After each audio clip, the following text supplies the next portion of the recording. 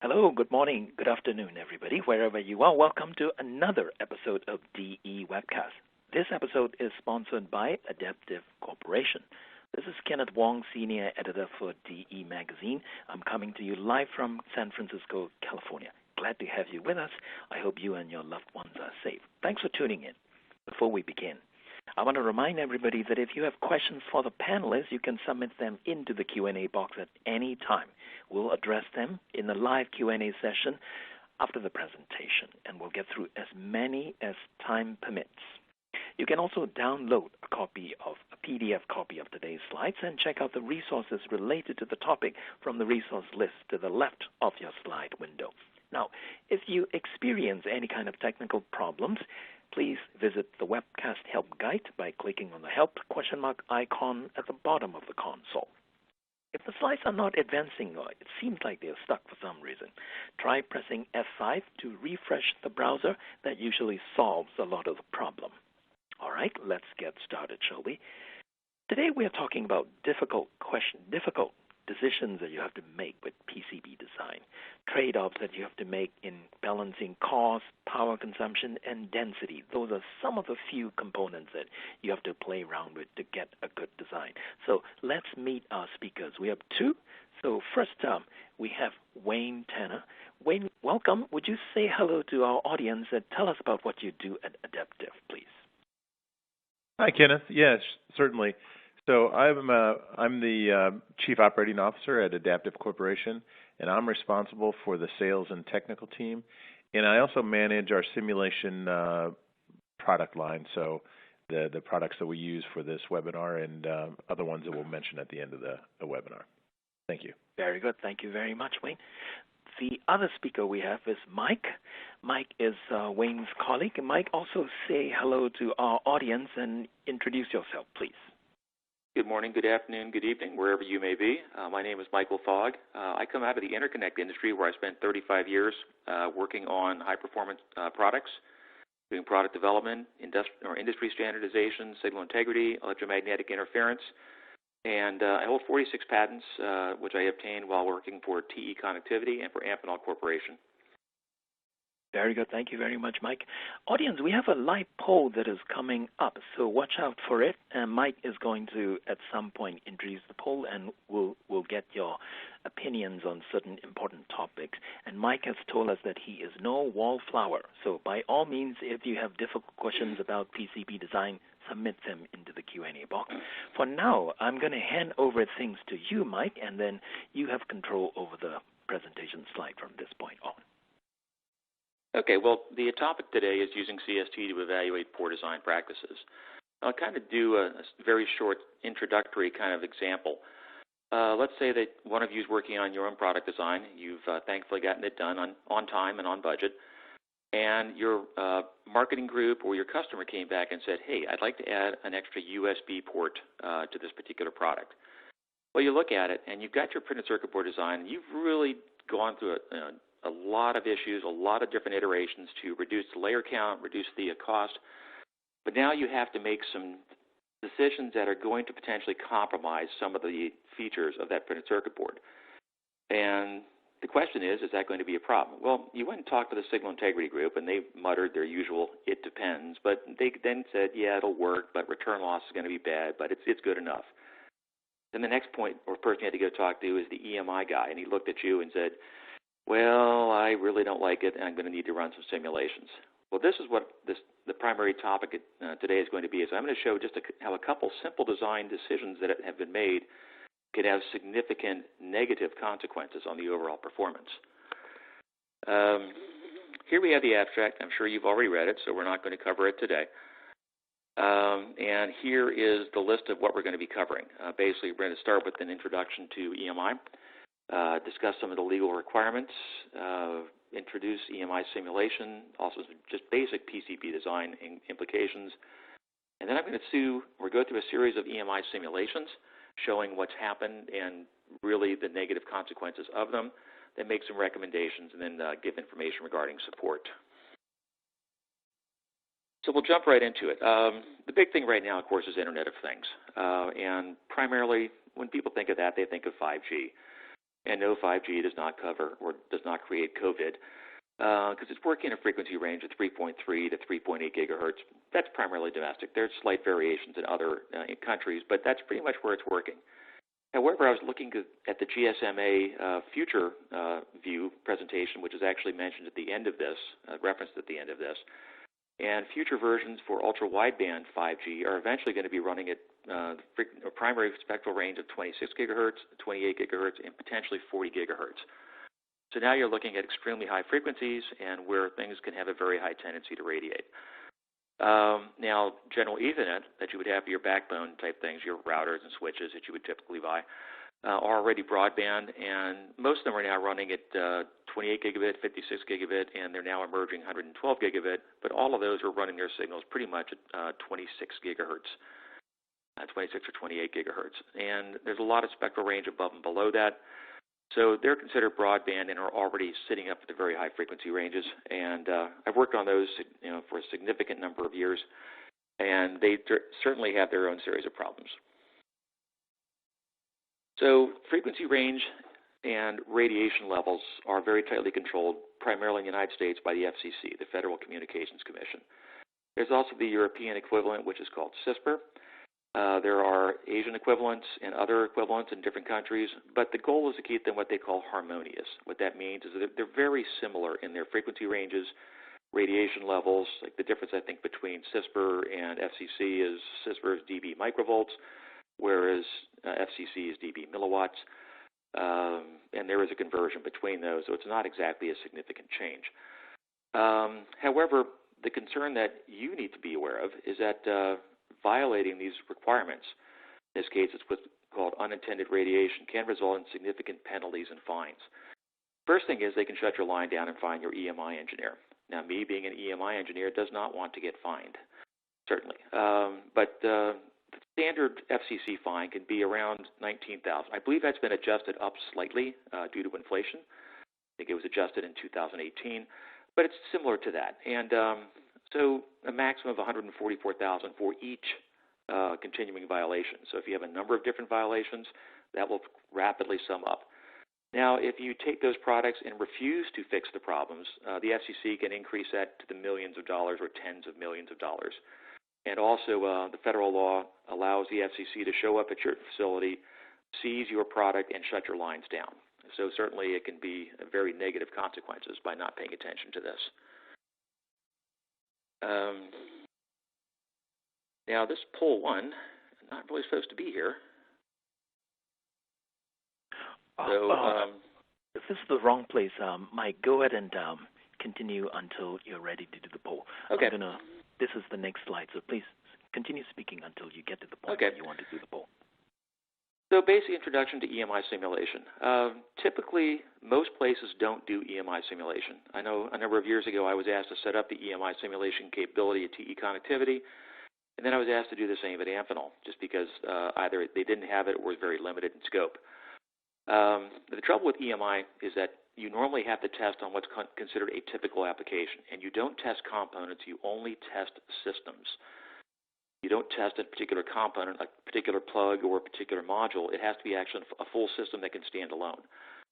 And the trouble is you have to do that on near production or final parts. So if you're 12 months or 18 months into your development cycle and then you find out that you're failing the FCC limits, it can be extremely costly and definitely cause problems with your marketing plans and your marketing and product release schedules.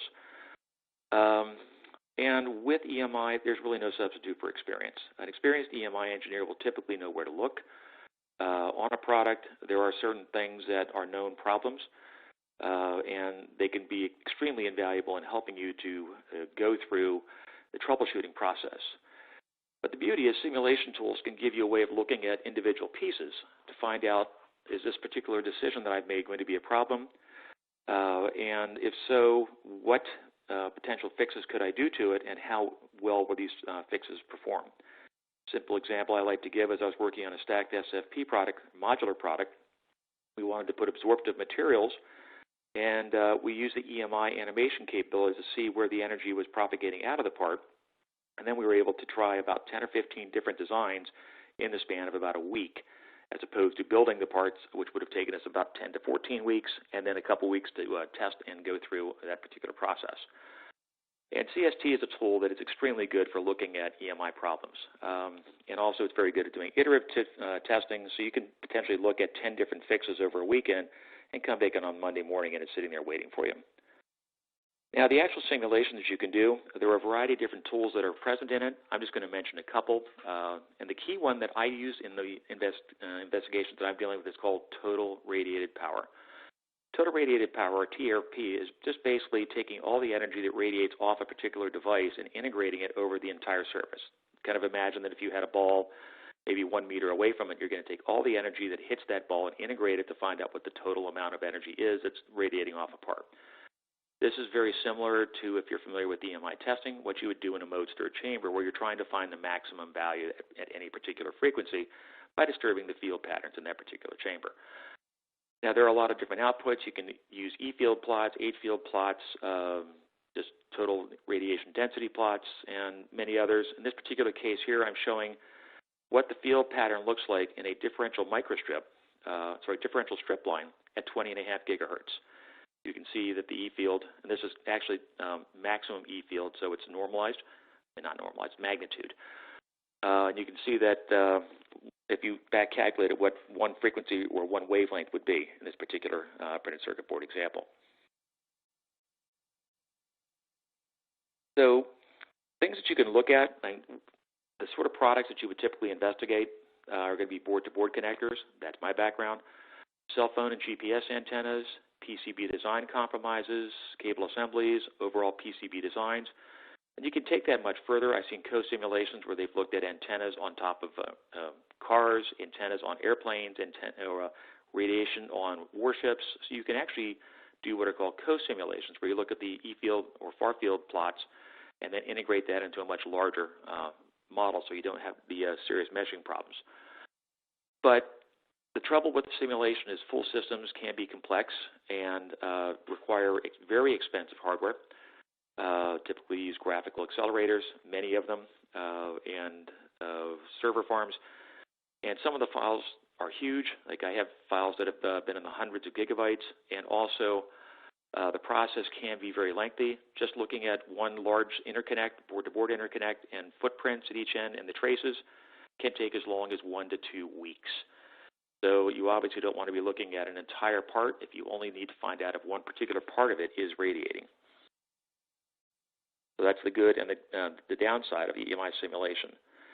So the topic I've chosen, though, to look at today is just some general PCB design and cost implications. As I started mentioning earlier, you had a design, and your marketing group said, I want another part added to it. And by the time you get to that, you now have compromised some of the design, and it's going to potentially affect the performance. So before I move any further, I'd like to actually put up a quick poll where it's going to ask which of these particular topics is what you feel to be the most important.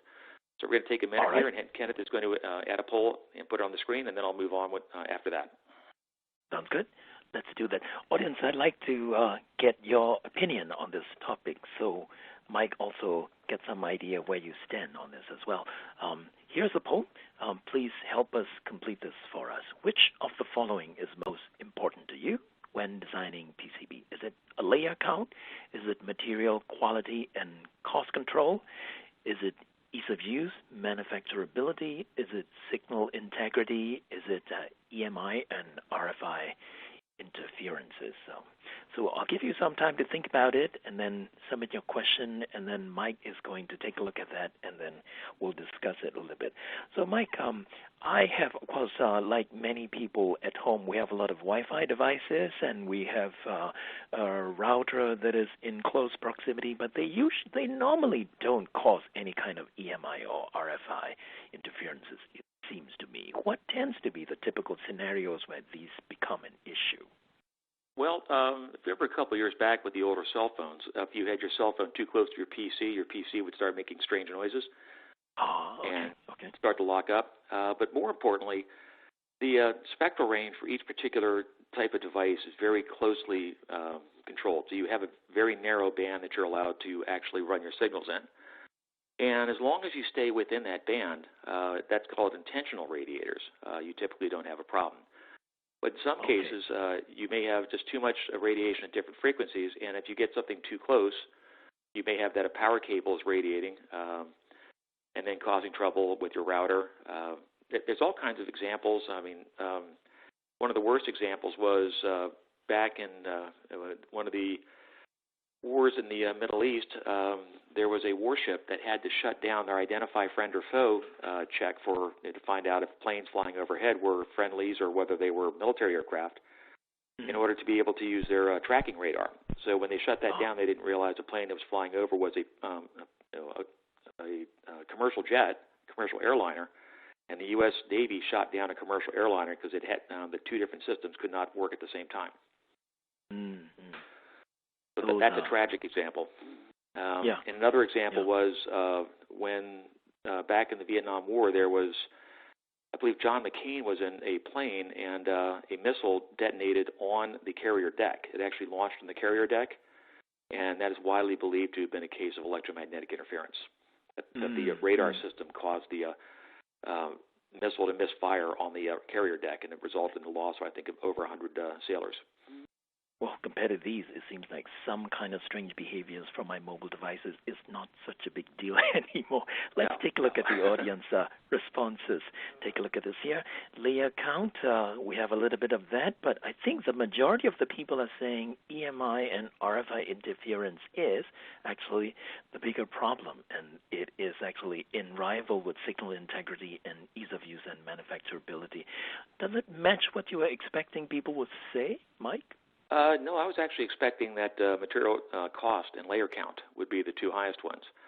I know normally in the industry that I've been in, people don't care too much about EMI just because they aren't aware that it's a problem that the printed circuit boards can radiate that much. That's an interesting result. You may actually have a captivating audience already for the problem you want to talk about. I'm going to go back to the slide where you were at when we left off and give you back control of the slide. Okay. Well, general PCB design and cost implications. As you guys are all aware of, high-speed performance requires your tachyon materials, your Magtron 6, Magtron 7s, and other expensive products in order to get your loss tangents down. But that obviously is difficult to work with. It's expensive, and your marketing people will complain that your boards are too expensive now. And also people want smaller size. Well, if you get size too low, now you get very narrow traces, and with the narrow traces, you now have excessive loss, so you just have that general design compromise that most of you should be very well aware of, that you now have to work with your signal integrity guys or your general tools. But what I'm going to talk about here is, well, you've got your design for manufacturing rules, your DFMs, that says how close you can get a trace to the side of the board before you have a problem. Well, the question is, how close is too close? And does that rule really make sense? Because that rule is usually more for signal integrity and not for EMI. So I did just a series of bad examples of what can happen to a printed circuit board and how this can affect the EMI.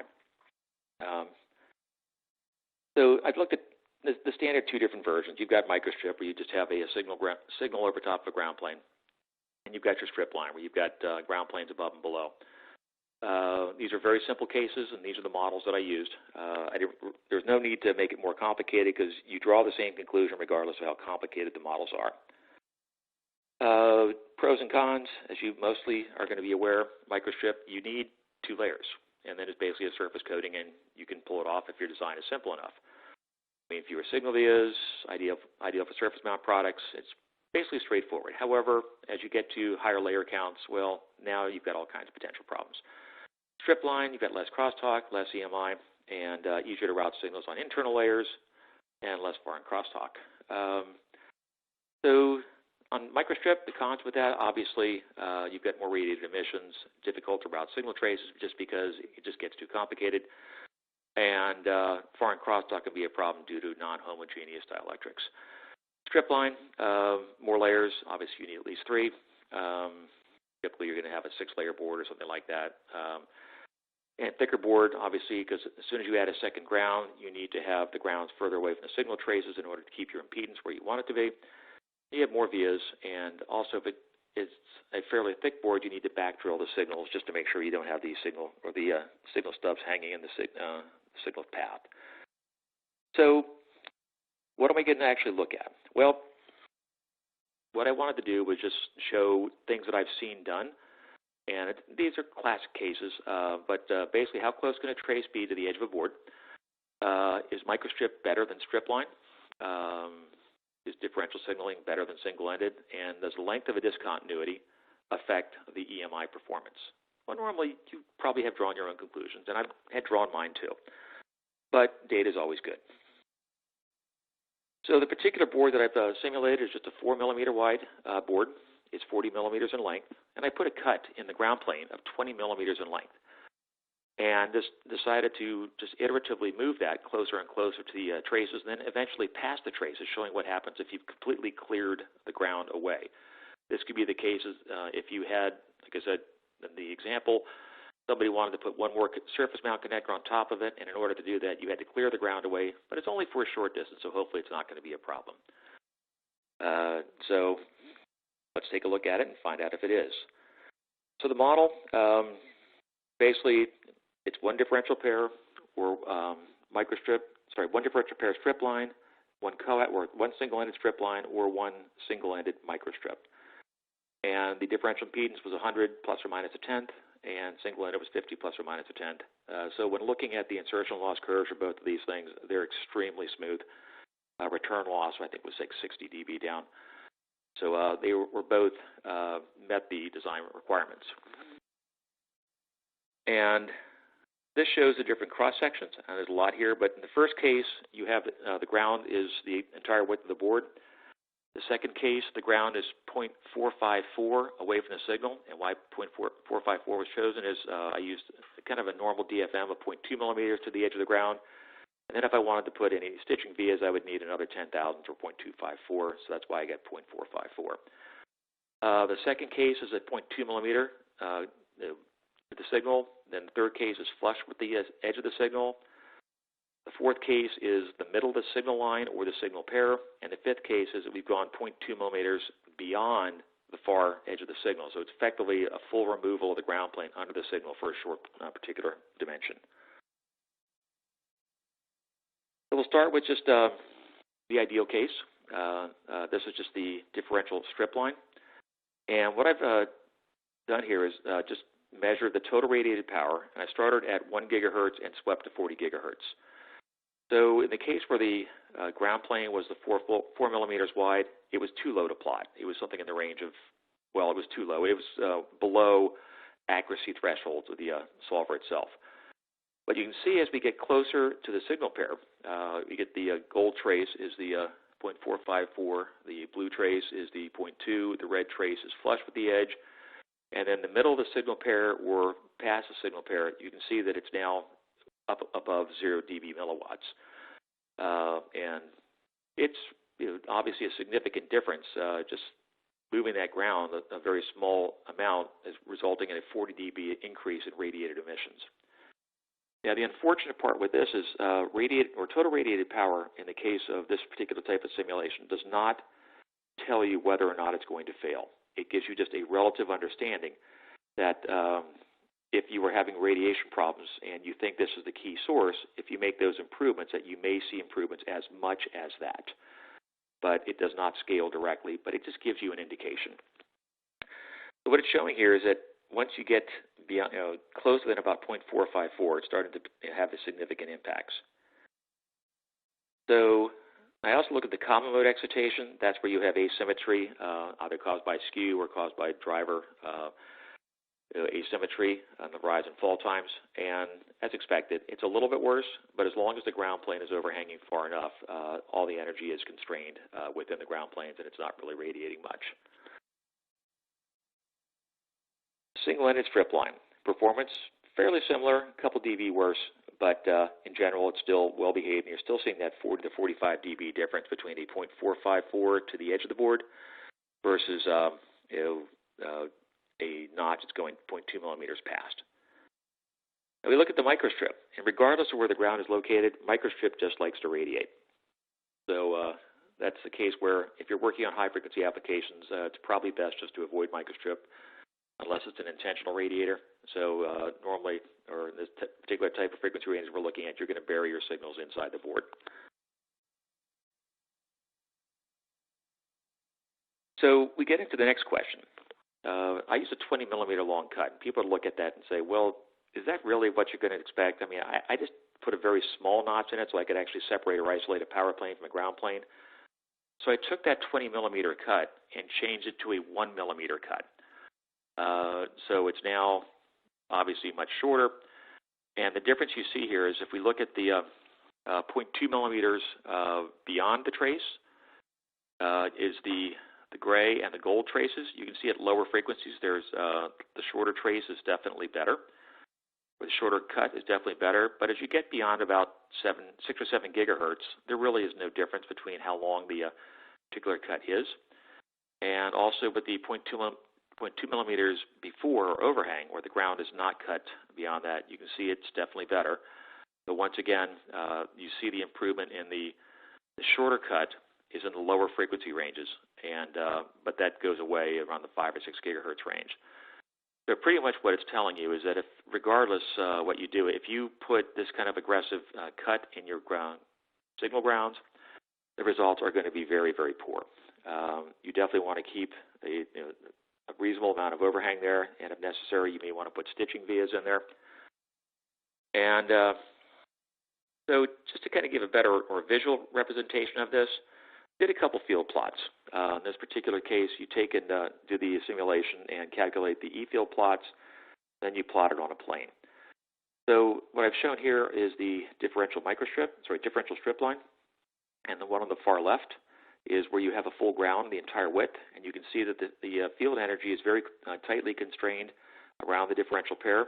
Now this is magnitude only, so you don't see a difference in phase, but it is a differential excitation.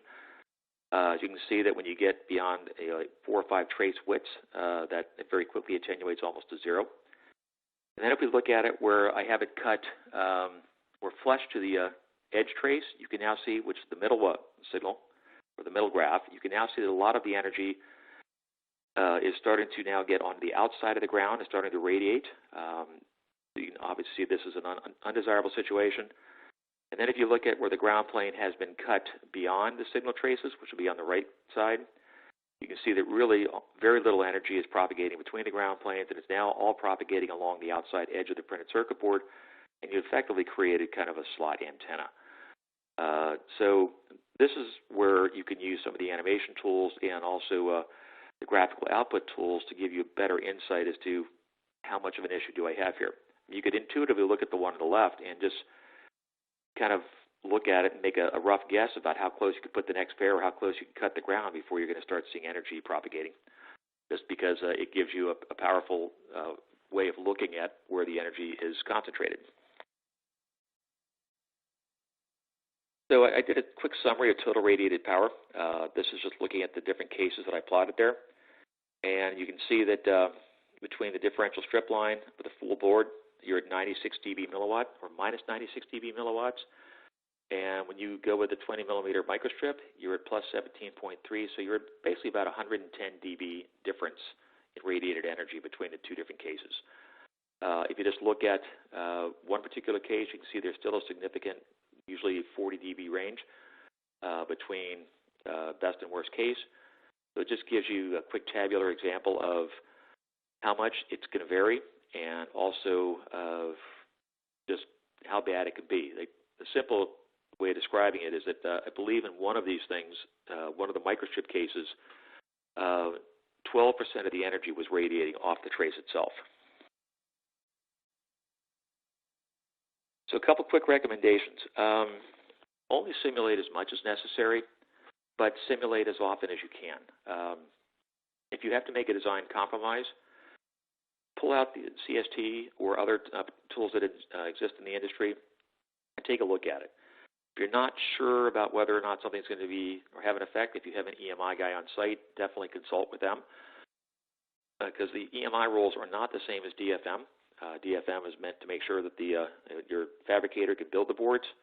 They don't care too much about EMI. That's your problem, not theirs. And also, any removal of the ground structure on a signal path can have significant implications to the overall quality of the signal. Even at high frequencies, very short discontinuities will radiate. As I said earlier, that 1 millimeter radiates, above 5 gigahertz radiates just as well as a 20 millimeter discontinuity. So that shows that it doesn't need to be a large cut. It just can be a very, very short cut. Anytime that you remove the return path, effectively the energy is going to find a different way to go. And when it propagates in the common mode in a different direction, you cannot get it back where you want. I like to kind of describe it as when the genie gets out of the bottle, she doesn't want to go back. So be aware of that.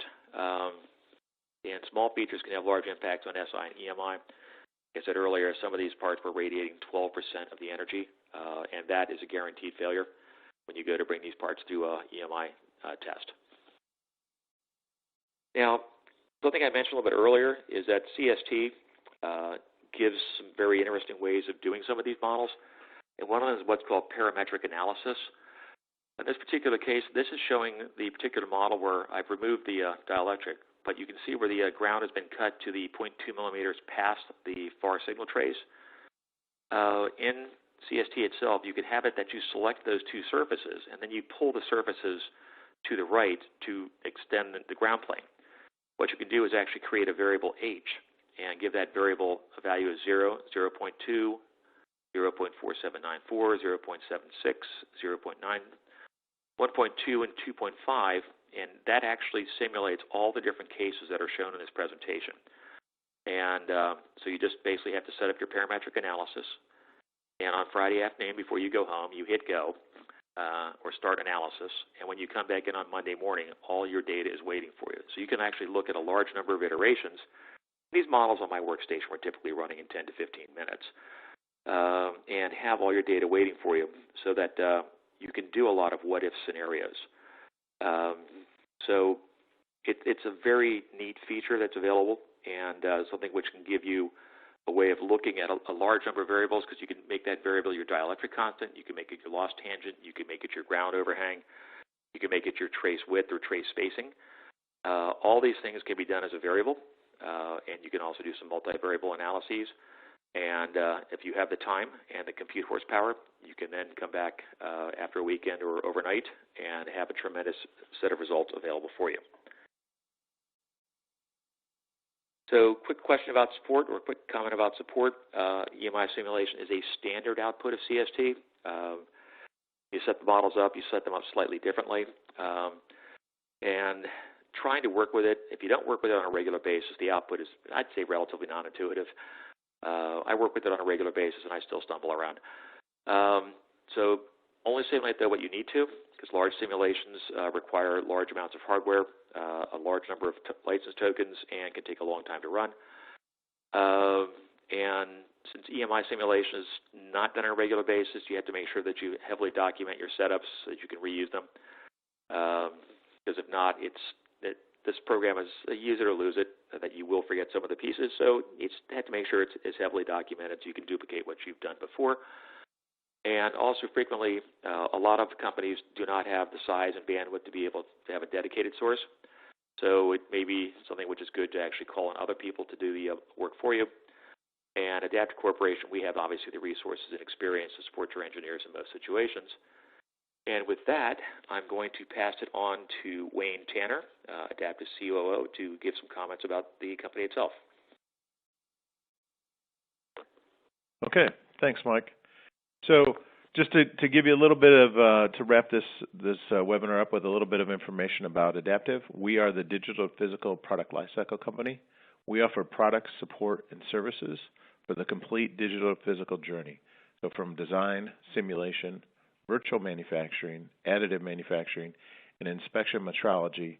We tie that all together with our enterprise and business intelligence tools, creating a full end-to-end digital thread in your development process. The main tool that we're using, that Mike was using today, is Simulia CST Studio Suite. It represents the vast majority of our applications. On the left-hand side here, we have images of various applications which span the entire electromagnetic spectrum, from electromagnetic compliance and interference, microwaves and RF, electromagnetic electrostatic discharge, such as lightning strikes, high-speed digital electronics, and particle dynamics. In order to approach this wide range of problems, one single solver is not sufficient. With CST Studio Suite, we have a large number of solvers that are available that enable our users to choose from the most fitting one without leaving the user interface, with our time domain solver being our flagship solver. In addition to CST Studio Suite, we also have 4 other tools which are listed in those images below on the left. The Antenna Magus for antenna synthesis, IDEM for the generation of macro models of lumped multi-port structures, Best 3D for analyzing complex passive microwave components, and Spark 3D for determining RF breakdowns in a wide variety of passive devices. So, how can we help you? As we talked before, we provide simulation software. Coupled with that, we provide training and mentoring and technical support. In addition to that, we do consulting on a per project or time and material basis. We have experience across a wide range of industries and problem domains, from CFD for lubrication simulation, multi-body dynamics for vehicle performance and dynamics, acoustic simulation, crash, life sciences, lightning strike, just to name a few. Please feel free to reach out to us to see how we can help solve your most complex simulation problems. And Kenneth, with that, I'll turn it back to you. All right, sounds good. Thank you very much, Mike. Thank you very much, Wayne, both of you.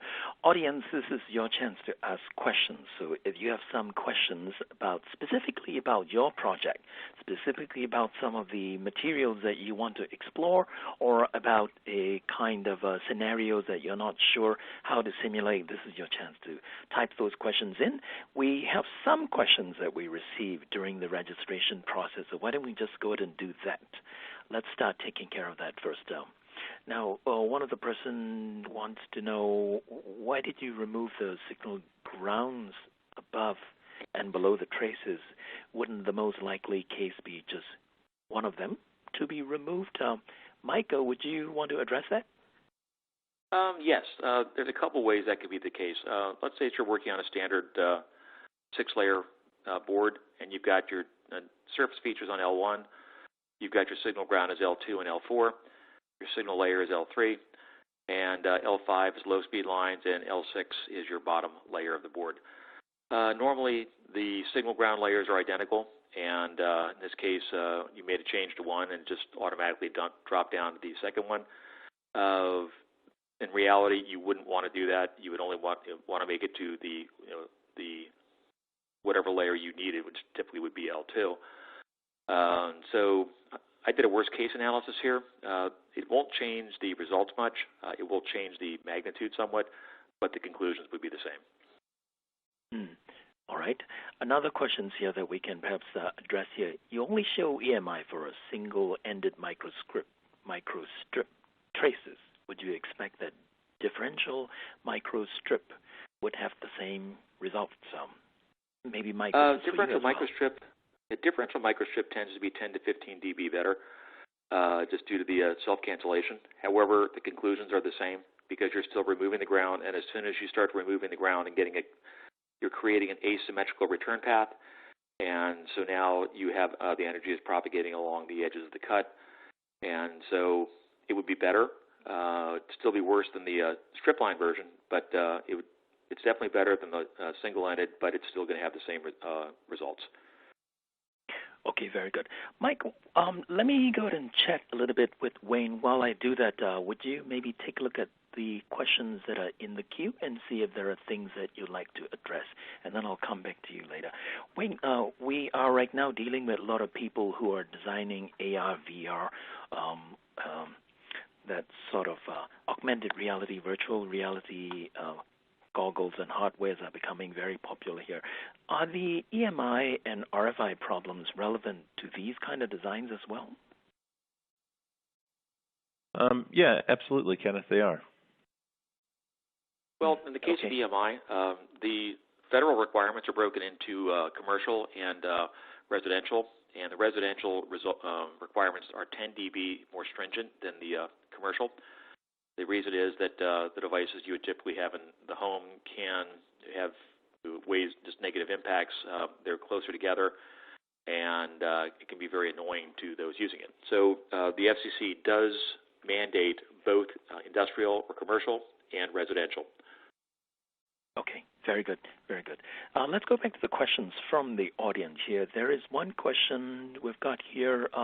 Do you support board-level simulation? How does the product compare with hyperlinks? Who would like to address that? Mike, Wayne? Mike, why don't you go ahead? Hyperlinks.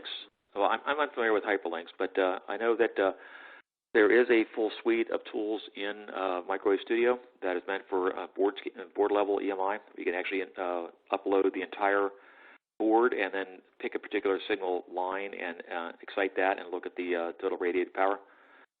So the tools are definitely there. And there are, I think, 3 or 4 different solvers they use depending upon the complexity of the board itself.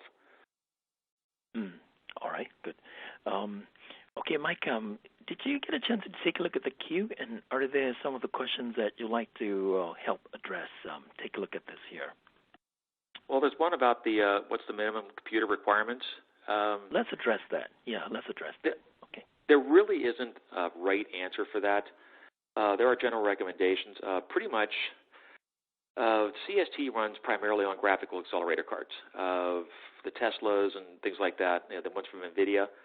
And the bigger and badder cards you can get, the faster the simulation is going to run. Because you need multiple cores, because it typically will solve one port at a time. And so in order to, let's say, do an S4P model, you would need to have 4 different cores running to be able to get your S4P if you want all of them to solve simultaneously. If not, it will solve each one sequentially. So it doesn't take 4 times as long, but it does take quite a bit longer because it will have to mesh the model, or set up the model, mesh the model, and then it goes through the excitation one port at a time. So the systems I'm accustomed to working with, we would have 8 ports solving simultaneously. Now what I have here, I can only solve 1. But that was nice, but it still could take a long time, and we made it a point to always talk with NVIDIA to get the latest video card they had, or graphic accelerator card, in order to be able to reduce our solution time. Oh, okay. All right. So let's clarify that then, actually. That was something that I wanted to ask you when you were talking about hitting the button on a Friday afternoon and then coming back and look at it. So does that mean that if your machine actually have a GPU, the solving gets a little faster? Well, we have documentation. Actually, CST has documentation showing the effects of different graphical accelerator cards, and you can also, because CST works on graphical accelerator cards. You can also use multiprocessor capability, and that also can improve it, but it's not as pronounced. That's the sort of thing where I can get the documentation and show you a series of examples. Wonderful. But a lot of it would have to do on how complex your model is, like how many mesh cells, because if you're at 1 million mesh cells, it's not that big of a deal. You can run it on a well-configured laptop. If you have 100 million mesh cells, you're going to need a beast of a machine. And if you're also using symmetry and only have 1 signal line, it's not that big of a deal. If you're running 144 signal lines, it's going to run 30 to 40 times as long. So you're going to need multiple processor, multiple token license capabilities. Okay, all right. Let's address this one question as well. Somebody wants to know, is there a low cost or a free limited version of what you just showed? Mike? I'll take that one, Kenneth. So yeah, go ahead. There is there is not a free version of CST, but there certainly are. We do have special offers for startups and other companies, as well as we do 30 or 90-day evaluations of the software. So we can provide that to specific people, depending on what their needs are and how they want to use the software. A trial version of the software that they can test out on it. Okay. All right. That sounds good. Yeah. Another question here. Are you only doing 3D field analysis, or are you doing filter and termination analysis? Who would like to? In this case, it was 3D field analysis, and the plots that I was showing is just you take a plane and just place the plane anywhere in free space, and we'll plot the field density on that plane. We can change terminations on these things. It does not have to be ported at both ends. You can actually put some sort of a termination at the far end and show the effects of it. The simulation tool doesn't really care what the termination is, just that there is a termination there, so it can then have the signals respond accordingly. If it's a high impedance, it reflects back. If it's a low impedance, it's shorted. So there's a variety of different options that you just go to 2D and just add whatever termination you want to it.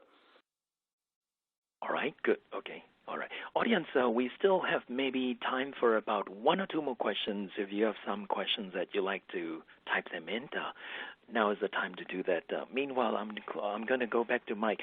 Mike, let's clarify a little bit about the multiprocessor usage.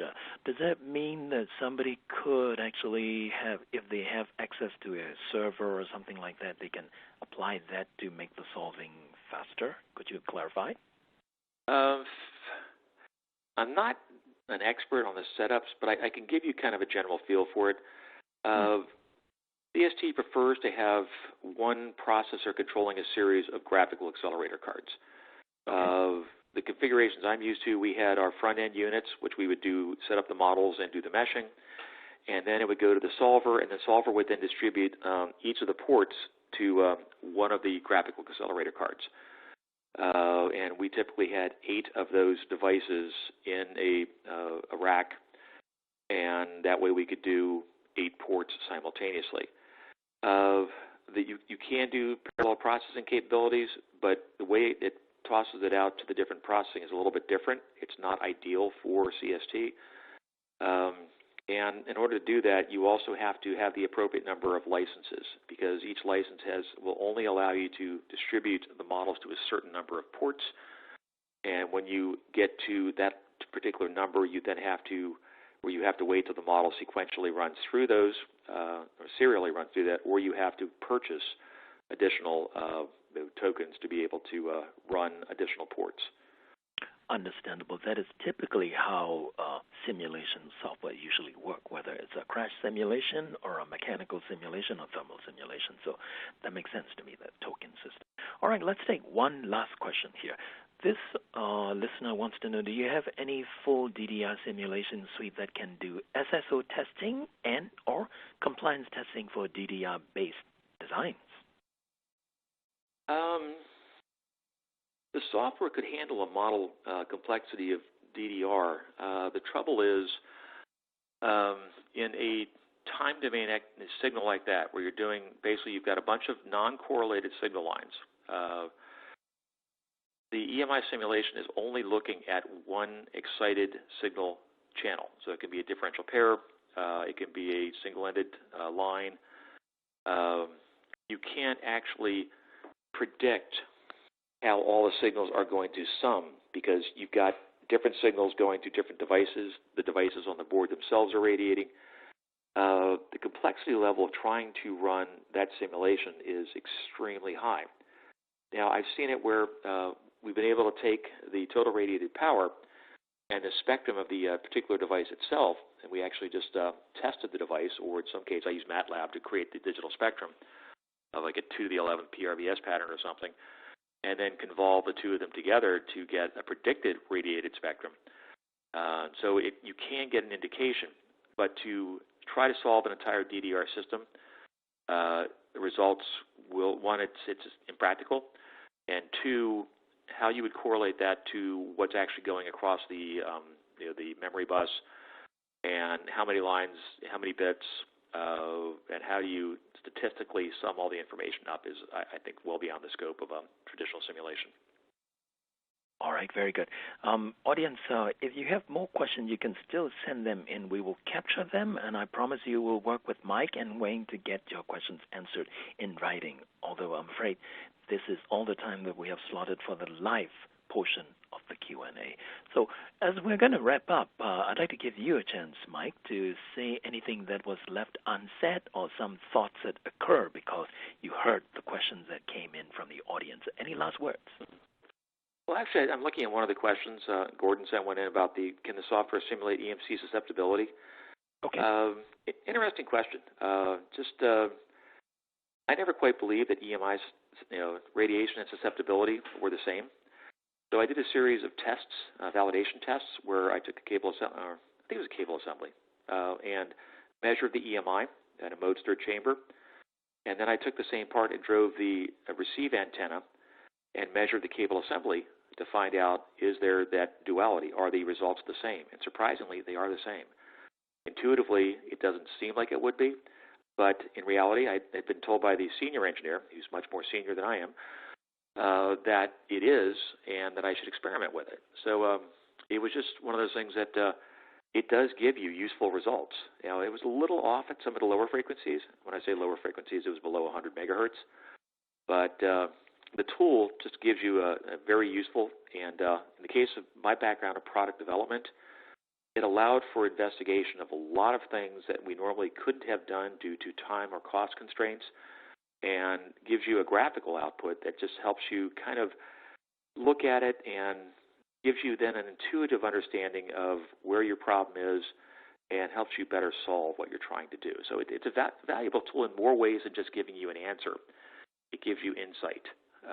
And then that's where I made the comment about experience, because once you kind of understand what the result means and what the negative impacts are, you can then use it to start looking at things that you normally wouldn't be able to check.